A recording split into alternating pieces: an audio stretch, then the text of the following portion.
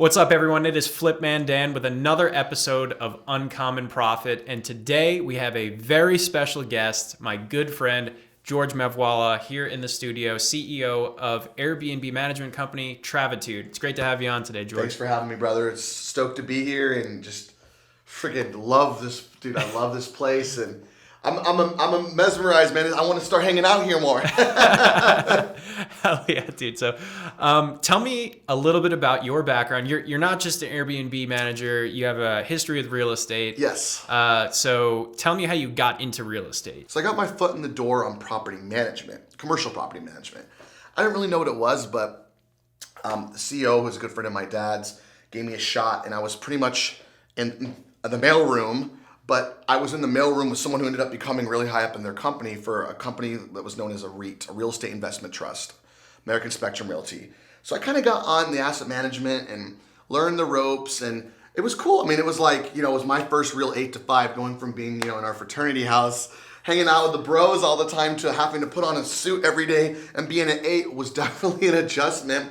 And towards the end of that, I started to realize my heart was in residential, and I started to buy value add opportunities when the market was still a lot lower here. Picked up a couple properties too in Old Town Scottsdale, and I was like, I'm gonna Airbnb these. And that's kind of where it all started with. I designed them from scratch and transitioned them into full-time Airbnbs, two townhouses that I got a pretty good deal on. And we put them on Airbnb, and like they grossed like over $30,000 a year each. And I was like, holy shit, okay. At the time, the operating expenses for the year being like $12,000 to $14,000. So I was profiting right off the bat. And that's kind of where I developed, I need to come up with a system for this. And I started deciding that I wanted to grow that niche. And, I'm not like a per se popular person on social media. I don't have that many followers, but organic friends started reaching out, like Scott Harvey. Hey, dude, what are that? I want one. And then Nick Twine, some of our even just our brothers in our niche started reaching out. I want one. And I decided, when I transitioned over to residential, I rep them as the buyer's agent. And then also they'd be like, hey man, I live in Massachusetts or I live in California. Can you just like manage it? And I was like, sure. So that's kind of how the Travatude niche started. And now we're up to 32 properties with 3 on the verge of transitioning right now. And yeah, it's just been a wild ride of just organic growth and dealing with some cool people. Man, that's awesome. So you started in commercial. Yes. And then just transitioned towards residential. Yes. And then, so out the gate, you said, these first investment properties, I'm going to turn to Airbnb. And what year was this? This was like kind of the early on, right? 2000 okay, well, I actually started, let me back up. I started with my primary. My primary, when I was in the 3-bedroom at Bellagio, I did that year 1 when me and my ex-girlfriend broke up. I had the place, 2 other extra bedrooms. And so I started, first at that point, I was like, hey, I can go live with a buddy and rent it out during spring. So I had a successful run at my primary. Like, holy shit, I made 14 grand January through April gross rents. That's my mortgage for the year almost, just in 4 months. I need to get these. And then so that's kind of how it started with, okay, the formula of it leading to, then I found partners to invest in those first 2 in. One being a good friend of mine, one being my sister and brother-in-law. Those were the test runs of the full-time Airbnbs. But yeah, this was back in 2015 and 2016. Okay. So, and there was a lot of people though that when I said this to, they were just like, you're fucking crazy. I'd be like, dude, I'm going to get all these Airbnbs. You're fucking crazy. No, you're not. Shut up. I'd be like, no, I'm serious. This is the wave of the future. And this is kind of like right before Airbnb really, like everyone knew what Airbnb was, but it was kind of like at first when like Lyft came out and everyone was like, what? At first Lyft? Airbnb wasn't really like popular yet. Right. It's kind of right when I got my foot in the door. And so I kind of like, I've been with the platform. So I've seen the whole platform transition over the years and it's something what it is now, which is much more advanced than any other platform out there for vacation rentals.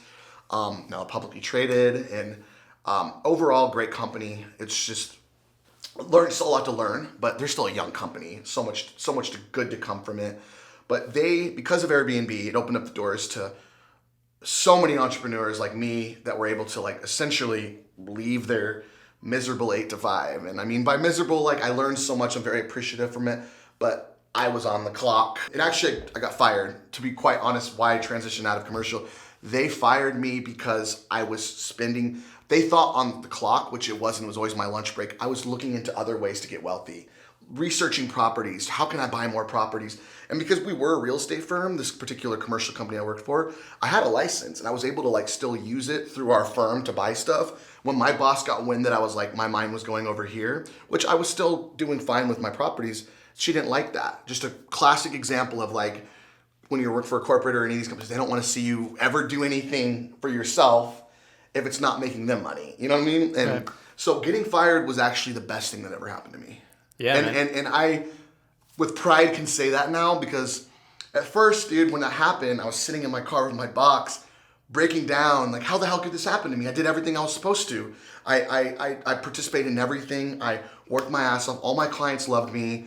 I managed that portfolio of about 1.5 million square feet, and I did everything I was supposed to. But as soon as they saw me buying my own, putting my mind into elsewhere, all of a sudden, you're not a team player and you're abusing your power and this and that.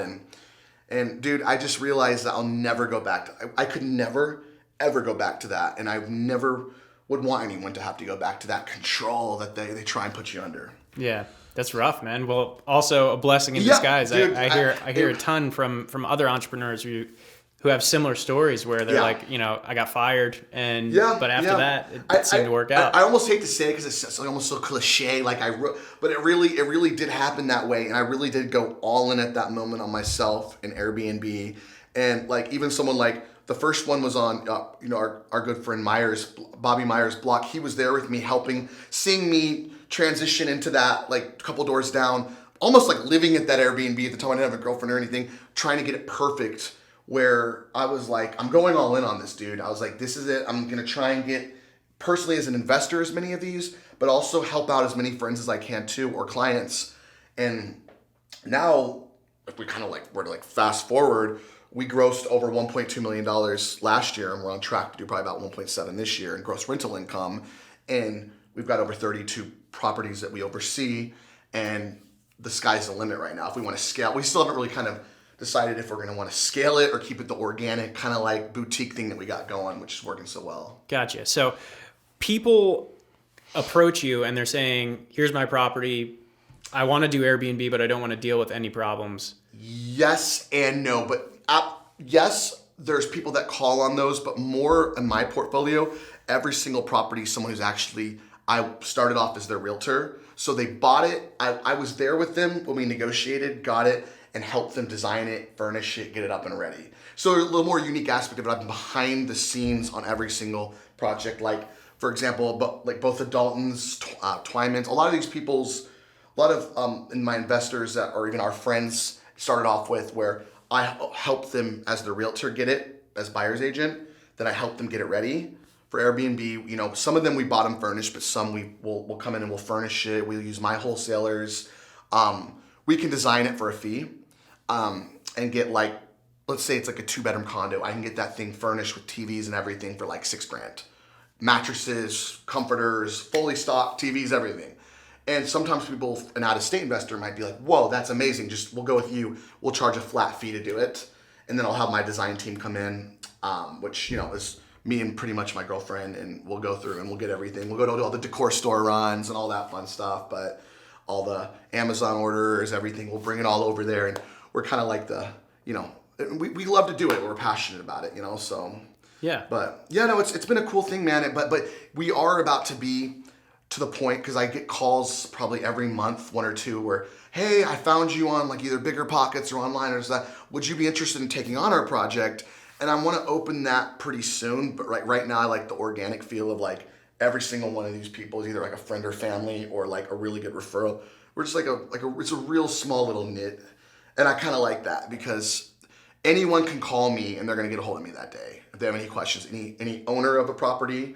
And then also I still communicate with most of my guests. Like if there's an issue, sometimes it's not just our maintenance guy. It'll sometimes be me coming over there, dropping off the thing of ice or coming to talk to them about something and meeting the guests. And half the time they'll invite you over for a drink or just to hang out. It's pretty cool. Yeah. So you have...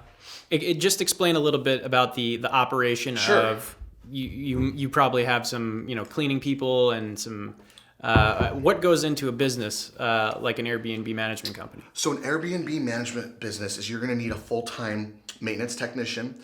You need a full-time cleaning crew, which every time someone checks out, there's scheduling. So we have our monthly scheduling where essentially the maids know every single check-in and check-out for all the properties, and it's a lot.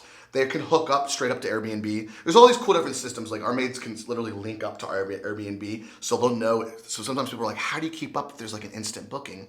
Well, they're able to catch that and see. And then me and my maids personally, every Sunday we go through the next week just to make sure we itemize everything, nothing slipped through the cracks. But so there's maintenance technician and or team you'll need for any type of small errands, anything from light bulbs going out to ice machines not working, garbage disposals getting clogged, to you'll need to have your vendors on hand. You have a really good HVAC company, especially living in Phoenix, for the summer, because when those AC units start running, there's going to be compressors that are going to go out. There's going to be issues that happen with units, even with keeping the filters cleaned every 3 months, which our maintenance guy takes care of. So we have overseers who basically kind of go through all the work orders. You can put work orders in for a property, and we guarantee we get those done within 24 hours. If it's like garbage disposals, as long as it's not like replacing an AC unit or something. Yeah. My assistant, which is an assistant property manager, they help with the platform and stuff, so all the messaging and everything. What's cool about Airbnb is you can have what's known as a co-host. So there's a host and there's a co-host. The host is the creator of the page, usually the owner, but it also could be the manager, and then the co-host is the person you add. And you can have two co-hosts. So you can have like the owner as a co-host, and you can have your assistant as the other co-host. When you're not free, and like say you're in a moment, you're on a plane, or if you're in meetings or something, your co-host has all the access to all of those same messages that you get. And so if someone just was to inquire, like say right now, "Hey George, is this pool heated?" Co-host would immediately respond, "Yes, it's heated," or "No, it's not heated. Thanks, please proceed with booking." So there's co-hosts, which are on the platform, maids, which every good property management firm and hospitality, especially short-term rentals, needs maids. You need really good maids. It's probably the most vital organ in the operation, if we were to say, probably the backbone or the heart. You gotta have some kind of a maintenance guy who's ready to go out there and be on the grind just about any time, because unfortunately shit happens any time of the day. You need systems too. You need like when you get to like condos versus townhouses versus single family homes, they're all different machines. Like single family homes are like their own mini resorts, so there's certain things in those that we'll do differently than like a condo. But like everything now is smart home featured, like Nest thermostats, Ring doorbells. We even have noise synthesizers where we can keep track where, like, if it just goes up all of a sudden in the houses, we know. Okay, now we can reach out to them and be like, "Hey, the neighbors just said it was kind of loud. Keep it down." And that does the trick normally. Noise synthesizers. Yes. I'm actually about to partner up. I'm working on a deal right now that might partner me up where I'm going to get a bunch for a very, very discounted price. But they're all controlled by an app where it will let you know suddenly if the noise, like, it's meant to control partying. Of course, yeah. That's the biggest thing that could take the operation down, which luckily, Travatude, we have a really good system for it where we really minimize it. Even just from auditing the bookings, we get sketchy people from, you get anyone sketchy booking from someone from Glendale? "Hey, young kids." I don't do we for certain seasons, it's we don't do anything less than 3-night stays. Usually it's 4-night stays. And for some properties during some seasons, it's up to 2-week minimum stays. But we really try, we don't do the minimum 1 or 2 nights where, what do you think you're going to attract? Right. And Airbnb's gotten good about it too. Like, they stepped in during Halloween, for example, and they filtered and canceled every single 1-night stay just to, like, they tried to really minimize the wave of what we know people are booking these houses for, especially when we were dealing with quarantining and all that whole anxiety that it was caused. There's even more people were prone to want to book homes to get away from just sitting around at home all night. Yeah.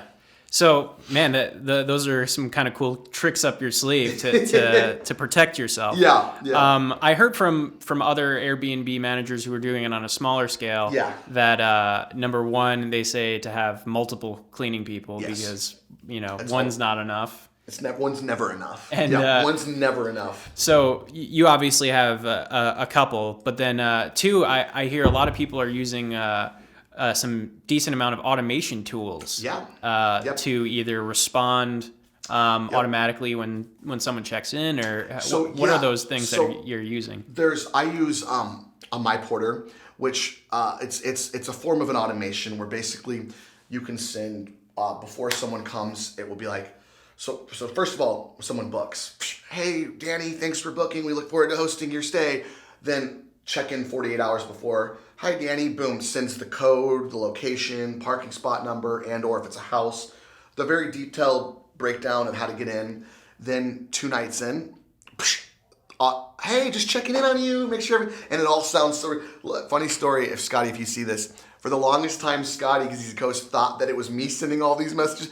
Dude, you're so good at sending those messages. Scotty, it was automation. I should have let him think that I was like, dude, it's automation, brother.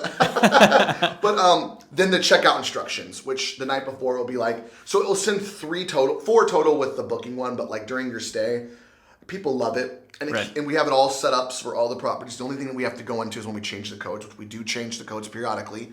So if any of my old Airbnb guests are watching this, they know that code is, we like to switch it up pretty rapidly. So we have smart locks.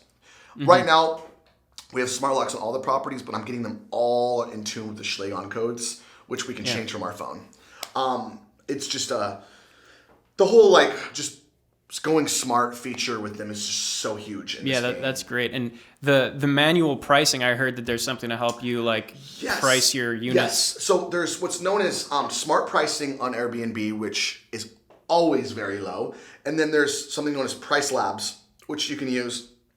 Then some people go on AirDNA and they'll do research. Me, I set my own pricing, but I turned smart pricing off on all mine, but I've also got comps from all the previous years. So what I normally do is I'll do research on that particular property based off of 4 other properties on Airbnb that are similar. And then I'll kind of find a determinant based off of where they're at, where I think we should be at by the season. Because if you look at it, the way that rates kind of work is that, peak season is spring, where we're in right now, where we're entering, we've been in it, but because of COVID, it's been a little bit softer. This is the Phoenix Open week, and this is normally our biggest week of the year. And although we're at 84% occupancy right now, which is pretty good, we're normally at 92% for spring. But where we made up for it is that we've been able to crush it on our rates this year. We're still able to get pretty high pricing, whereas last year at this time, we were at higher occupancy, but the wave hit a month later when COVID interrupted international travel, and that's when all hell was loose. But what's great about right now is that there's not as many people in town right now because the Phoenix Open limited the attendance. But we're still managing to fetch the rates that we were able to get last year, which is great because Phoenix Open's a big, big week for us of our spring calendar. Now, we might get $800 a night for a house right now, whereas in the summer, it goes down to $279 a night. So it's all about, there's different seasons for every city when you're doing an Airbnb company. San Diego will break it in during the summer months, whereas, Texas or Colorado will do summer months as well too, because everyone wants to go out there and hike. Same with winter. People want to snowboard. So it really just depends. But our slow season is summer, but 2020 we did great because of quarantine trips. Right. Now it'll be interesting to see how 2021 does. I'm actually very anxious to see it because of the vaccine and everything, how things go this summer. Because we were at 94% occupancy this summer. I've never seen anything like it.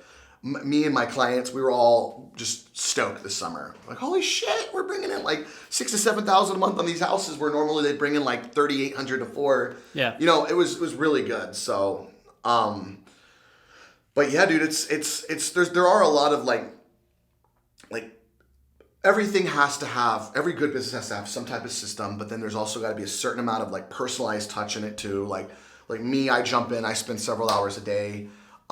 We get anywhere from 8 to 20 bookings a day, on top of coordinating, and all that stuff's pretty easy, but it's more just, sometimes there's things you can't automate. When people ask questions that are a little bit more how far away are you from, it could be something silly, Sky Harbor will have a specific address. Someone has to physically respond to all those. Right. We have a response time that we have to hit, and I'm at 100% and I have to keep it that way. So. Yeah.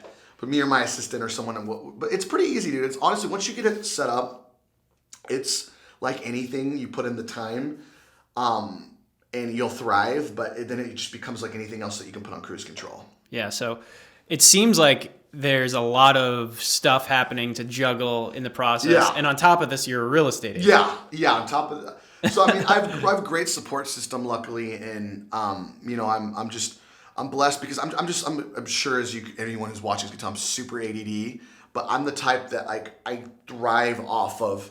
Like, I can't sit and just twiddle my toes. Like, I'll pick up a bass guitar and I'll make a song, or all of a sudden I'll be pretending like I'm Travis Barker, or all of a sudden I'll go into another dimension and all of a sudden I think I can draw. I'm just like, I need to be doing something when I'm not doing something.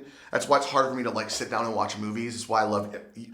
YouTube is the greatest thing in the world because I'm a short clip guy. I just, content is everything, but it's really hard for me to sit down and do nothing. So my personality, I need to be doing a lot of things at once, or I'm not happy. Yeah. Plain and simple. I'm so, not. With that being said, you're doing a ton of stuff. What does a typical weekday look like for you? I like to start my day off in the morning focusing on the Airbnb stuff, because usually we'll wake up to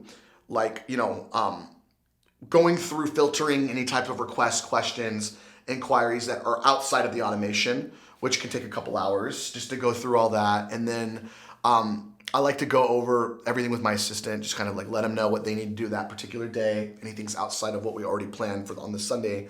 We have a Sunday meeting where we go through everything with the cleaners and basically everyone in it. But let's say it's a Tuesday or Wednesday, things pop up all the time. But I kind of go through all that, get all that stuff out of the way. Then I'll go through all my real estate stuff, usually by lunchtime. And everything varies, man. Last week, I spent the entire week touring $1 million homes every day for my clients that we're searching high and low. We haven't put one under contract yet, but we're getting closer.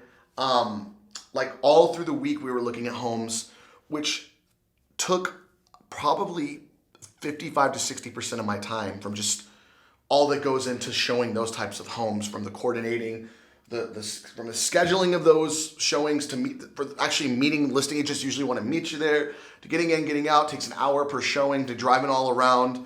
That was a big part of last week, whereas I feel like this week I've been focusing more on the Airbnb stuff, which has been great because we have, this is being peak season, we have at any given time 30 plus reservations. And at any given week, we have a turnaround of anywhere from 15 or so, ins and outs, just to making sure that those go smoothly.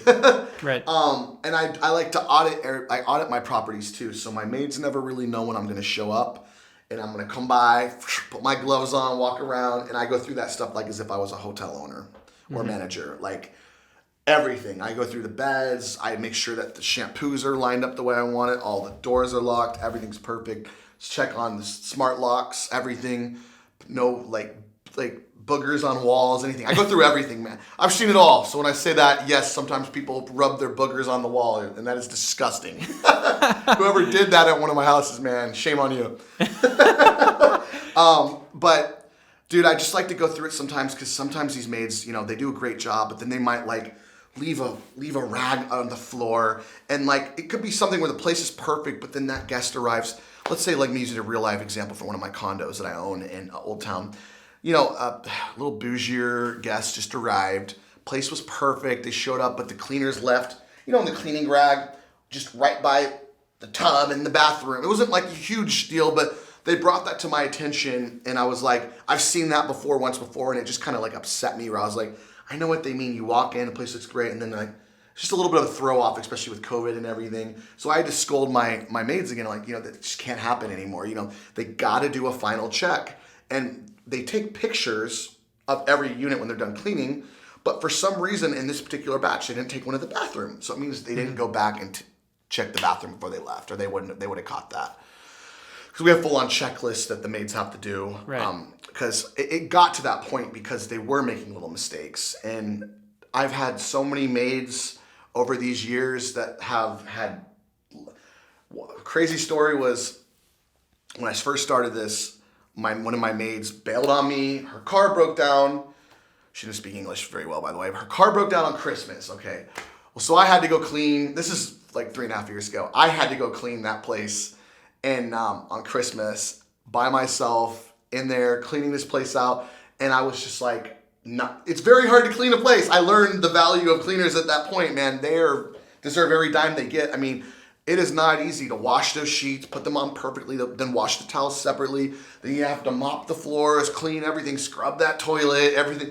I mean, that day I got a lot more appreciative of, wow, that was when I learned, don't rely on one maid. That's why previous person, multiple maids, always on call, always have a great relationship with them, but also you can't get played by them because they do start getting kind of relaxed with you and thinking my maids make like $3,000 a week off me in jobs sometimes as high as that much in income they bring in. So, sometimes they need to be checked on, like, guys, remember, you work for me. Like, I know you guys are adding a lot of value here, but when I find those things, like towels left in the dryer, that was one that used to set me off. That's an automatic termination for Mevy. If I audit a place and there's towels in those dryers, every maid that knows me knows that there's nothing that pisses me off more than that. Because people don't want to come and have to fold the towels when they're paying $500 a night. Yeah. And then, there's other things too, but that's just one of those that I've told all my maids. And what happened, when was that? A year ago, where I told these maids that another maid company I used, and what did I do? The day I audited that one, there are those towels, and they even wrote a note to the guest, sorry, didn't have enough time, towels are in the dryer. And I was just like, what the hell? This is not going to be associated with my brand. You know what I mean? So, but just having a high level of delivery. There's so many, like you said, there's so many things that go into it. And I used to be a 4.9 star, and I'm a 4.85 star, 8-time Superhost, which is really hard to maintain. But like, I'm still butthurt that I'm not back at the 4.9 because we rely on these ratings, these reviews. Yeah. And I have over, I think, 1,400 reviews on Airbnb. And most of them are 5-star, but every now and then we can't make everyone happy. It's very, very hard. And I try and do everything I can. Like when guests have problems and they reach out, I'm in touch with them. I'm getting them what they want. Like one of my units today, an example, they showed up to one of my properties. We had an accent chair in the living room that got ruined from a pet that we had thrown out, that she brought up to me was not in their living room. I mean, this is some extra stuff here. I was like, I'm going to order you a new one from Living Spaces. When can I have it delivered? Just problem solved. Boom. She was super happy. Boom. Instead of being like, oh, I'm sorry. Well, my pet ruined it. Deal with it. I just immediately keep the peace. I'll order you a $200 chair, have it delivered. Tell me when they were happy. Certain times people are going to bring up things or, oh, the TV I noticed was mounted and now it's off the mount. One brought up to me one day. I'm like, okay, well, do you really want it mounted? I can send over my maintenance guy. Yeah. It was something that happened with that mount where we took it off and we just put a picture there. And I was like, well, it's very silly things. Or you don't have a, what's it called? Cheese grid? Cheesecloth? It's something you peel cheese with. Oh, yeah, cheese grater. Cheese grater, thank you. Someone wanted a cheese grater, and that's not in our description of like the basic things that we keep in stock. I fucking ordered them one from Amazon Prime and had it there that next morning. I'm like, all right, you want a cheese grater? This doesn't happen all the time. These are just examples of like little things that we can do. Now we got a cheese grater at that house to add value. It's worth the purchase price for the now, if stars. People start requesting, Rolls Royces to pick them up. That's not going to happen. Absolutely, man. So yeah, it's there's a lot of different like things that go into it, man. But it does become your life. Like I'm integrated into. I sometimes feel like I'm there. Like I work for Airbnb. You know what I mean? Even though they did some cool. They threw me a little bone this year when they went public. Though they let me buy into some shares at the IPO price, so that was cool. Right.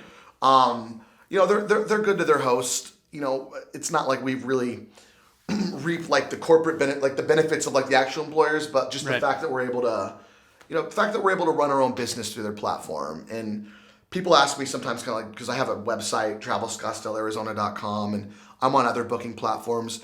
I say about 80% plus of my bookings from Airbnb. That's how much I integrate it. Whereas other overseers of short-term rentals, they love VRBO, which is vacation rental by owner. That platform's a little bit too old school for me, and there's some things from it that they still need to advance before I start putting more of my properties on it. That's why I love Airbnb. It's a super, shout out to all three of the creators, and just what they were able to, the doors they were able to open for all of us. Right.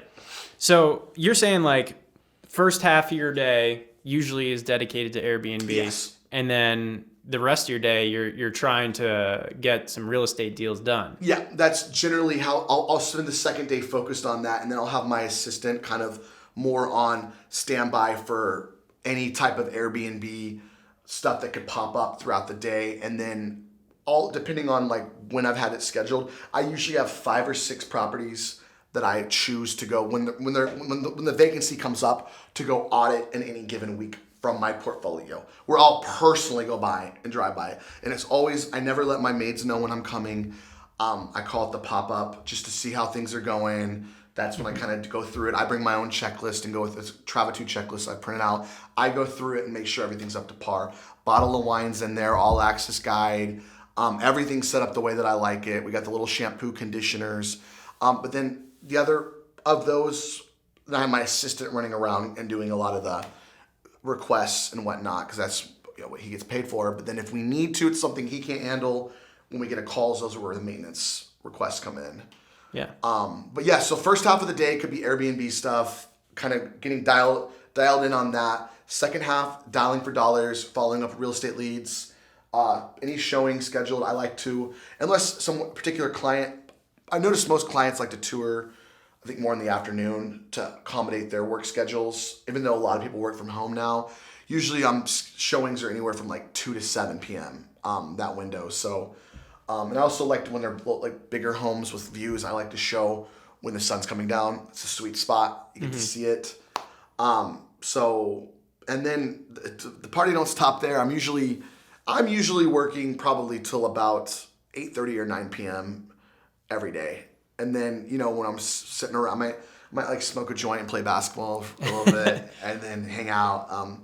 So this lifestyle isn't for everyone, man. Like you gotta love you working. gotta love it, man. And you gotta have like my girl, like she holds me down. Like she knows like I'm on the go a lot. And like you got it's like not everyone would be able to put up with my ass because I'm gone a lot. And I really want to eventually, my goal though, why I'm doing all this now is that I'm hoping if I can keep this wave alive that, in 5 or 6 years, everyone will be running these shows for me. I won't have to sell as much anymore. It will just, really the residuals right now are very strong just off the management. We're doing very well just off that. Most people would probably argue, George, you could go ahead and not have to worry about selling.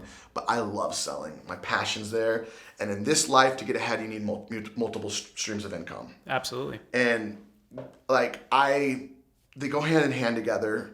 And I work with a lot of investors, so a lot of people find me and they'll do there's this. Have you ever heard of Bigger Pockets? Yeah. Yeah, Bigger Pockets is I was kind of compared to the LinkedIn for investors. I did some blogging on there a couple of years about when I started off, and sometimes I was getting 1 or 2 calls a month, probably up until COVID. But now it's still once a quarter. I get some investor that calls me, or I get a lot of referrals.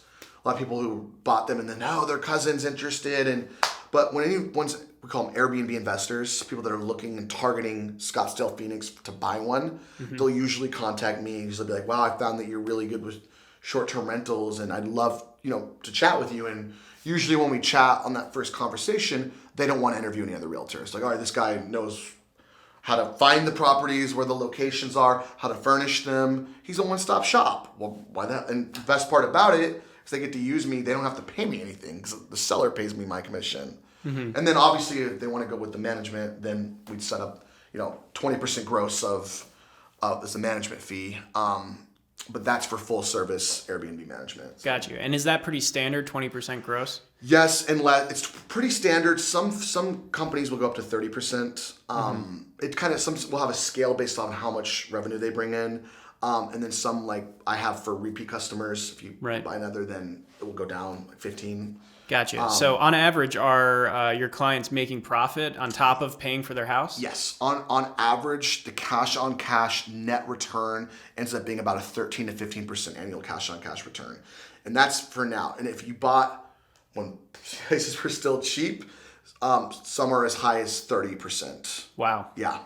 So yeah, I mean, you put this money down. Not only with the short-term rentals, are you getting someone to pay your mortgage? Correct. You're paying your mortgage, paying all your operating expenses, and someone like a Scotty, for example, gets to so if you're an out-of-state investor, gets to stay in their place too a couple times a year, and it still pays for itself, and they're making money on it. Right. So that is kind of like really the home run. Then there's some that are strictly investors, like my brother-in-law, where they've only walked in we've owned 2 properties together for 3 years. They've only walked in them once. And that's the thing, they'll never stay in them. They're back in Texas. When they come here, they'll stay at a hotel.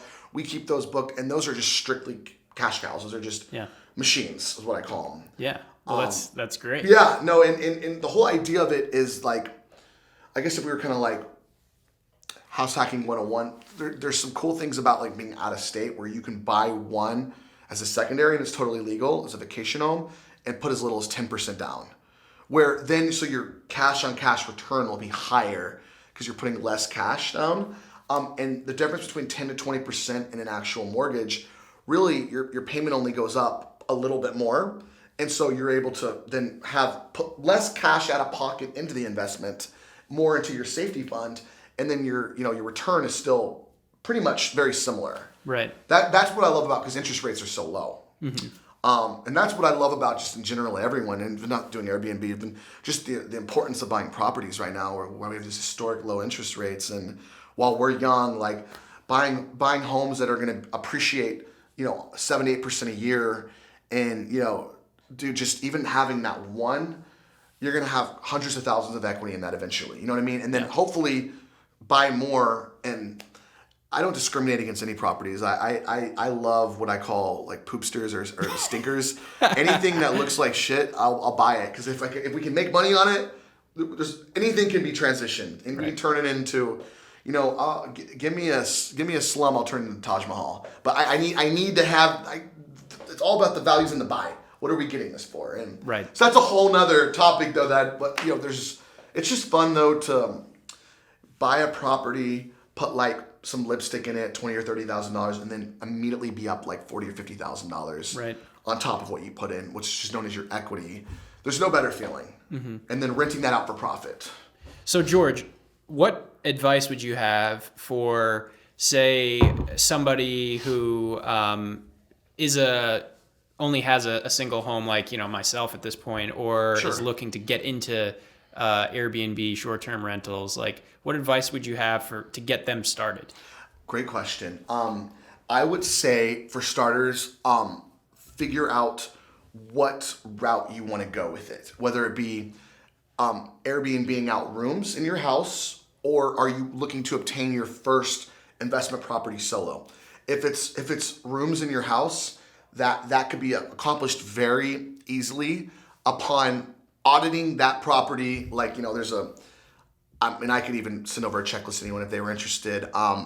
You want to go through certain things and make sure, when you walk this home, you got to walk it like, okay, could my mom stay here? Could my uncle stay here? Imagine if someone was coming here of importance in your life. Could my girlfriend's mom stay here? Cleanliness is everything. So chances are that if it's your personal property, that thing's going to need a deep clean. Hell, maybe even 2, to get that thing ready. And you're just going to have the certain things that get stocked up on. Like most places, they show up, they're expecting some type of a coffee maker, whether it be a Keurig with K-Pods or just coffee in general. You want to have a little shampoo and conditioners. You're going to want to make it a comfortable place that someone's going to want to stay. Versus if you're going to start to finish of buying an investment one is a lot more intricate, but it's very obtainable. And it would kind of start with just, asking yourself, am I financially prepared for this? Do I have the 10 or 20% down? Am I ready to take this on? Am I going to want to self-manage it or hire professional management? That's, I think, a big topic a lot of people will go between, because it depends on the opportunity cost of what your time's worth to you. So George, quickly, say a person doesn't have their own down payment, right? Sure. And they want to use other people's money. Okay.